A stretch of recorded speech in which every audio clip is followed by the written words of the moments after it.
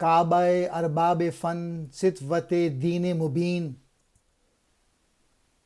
تجھ سے حرم مرتبت اندلوسیوں کی زمیں۔ کعبہ کہتے ہیں مرکز کو، ارباب فن، فن کے مالک یعنی فنکار، ستوت کہتے ہیں دبدبہ، شان و شوکت، حرم مرتبت حرم جیسا مرتبہ رکھنے والا، اندلوسیوں یعنی اسپین۔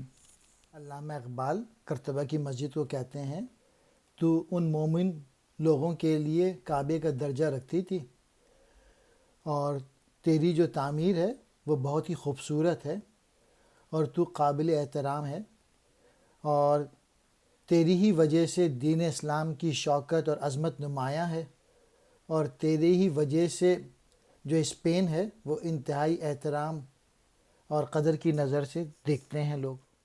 ہے تہ گردوں اگر حسن میں تیری نظیر، قلب مسلماں میں ہے اور نہیں ہے کہیں۔ گردوں کہتے ہیں آسمان کو، تہ گردوں آسمان کے نیچے، نظیر کہتے ہیں مثال کو۔ علامہ اقبال کہتے ہیں اس آسمان کے نیچے خوبصورتی اور فن کی اگر کوئی مثال ہے تو دنیا میں تو نہیں، ہاں البتہ جو مسلمان کا جو دل ہوتا ہے، مومن کا جو دل ہوتا ہے، اس میں ضرور مل سکتی ہے، اس میں وہی خوبصورتی ہے جو کہ مسجد قرطبہ میں ہے۔ آہ وہ مردان حق، وہ عربی شہ سوار، حامل خلق العظیم صاحب صدق و یقین۔ عربی شہ سوار کہتے ہیں عرب کے بہادر سوار، حامل کہتے ہیں اہل ہونا، خلق العظیم اعلیٰ اخلاق، صاحب صدق و یقین سچائی اور اعتماد کا مالک۔ علامہ اقبال کہتے ہیں وہ جو مومن مسلمان تھے وہ بہت بہادر عرب کے شاہ سوار تھے، اور ان میں اعلیٰ اخلاق موجود تھا، اور ان کے دلوں میں جو سچائی تھی اور جو ایمان تھا وہ کوٹ کوٹ کے بھرا ہوا تھا، اور اسی وجہ سے انہیں اعلیٰ درجات حاصل ہوئے تھے۔ اور وجہ یہ تھی وہ جو شاہ سوار تھے انہوں نے حضور صلی اللہ علیہ وآلہ وسلم کی سنت پر عمل کیا تھا۔ جن کی حکومت سے ہے فاش یہ رمز غریب، سلطنت اہل دل فخر ہے شاہی نہیں۔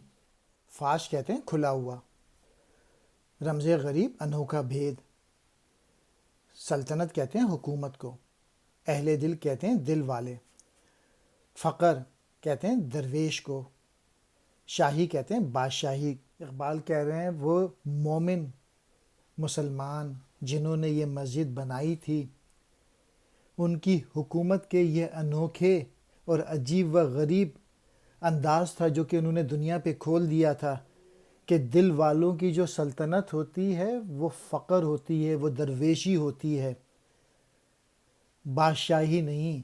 یعنی ان کا جو ہر عمل ہوتا ہے وہ اللہ تعالیٰ کی مخلوق کی بہتری کے لیے ہوتا ہے، وہ اپنے لیے کسی آسائش کے خواہش مند نہیں ہوتے۔ یعنی یہ وہی پیغام تھا جو کہ حضور صلی اللہ علیہ وآلہ وسلم نے دنیا کو دیا تھا۔ جن کی نگاہوں نے کی تربیت شرق و غرب، ظلمت یورپ میں تھی جن کی خرد راہ بین۔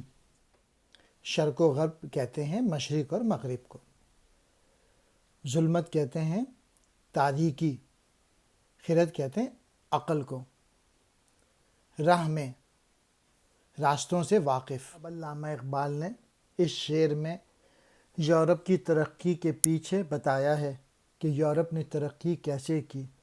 جب یورپ ڈارک ایجز میں تھا اور وہ ایک دوسرے سے لڑتے رہتے تھے نسل پہ، ملک پہ، تو انہوں نے مسلمانوں سے سیکھا۔ یہ وہی لوگ تھے جنہوں نے اپنے کردار کی وجہ سے، اپنے کریکٹر کی وجہ سے، اپنی انٹیگریٹی کی وجہ سے، اپنی آنیسٹی کی وجہ سے مشرق اور مغرب میں جو لوگ موجود تھے ان کی تربیت کی تھی، اور اپنی دانش سے انہوں نے یورپ کو ڈارک ایجز سے نکالا تھا۔ جن کے لہو کی طفیل آج بھی ہے اندلوسی، خوش دل و گرم اختلاط سادہ و روشن جبی، طفیل کہتے ہیں بدولت، اندلوسی اسپین کے رہنے والے لوگ، گرم اختلاط محبت اور خلوص کے ساتھ پیش آنے والے، روشن جبی چمکتا ہوا ماتھا، یہ وہی تھے جن کا جو لہو ہے وہ آج بھی اسپین کے لوگوں کی رگوں میں دوڑ رہا ہے، اور اسی وجہ سے اندلس کے لوگ جو ہیں وہ خوشحال ہیں، مہمان نواز ہیں، میل جول رکھنے والے ہیں، سادہ مزاج ہیں، اور روشن پیشانیاں یعنی خوبصورت لوگ ہوتے ہیں اسپین کے۔ آج بھی اس دیس میں عام ہے چشم غزال، اور نگاہوں کی تیر آج بھی ہیں دل نشیں، دل نشین کہتے ہیں دل میں۔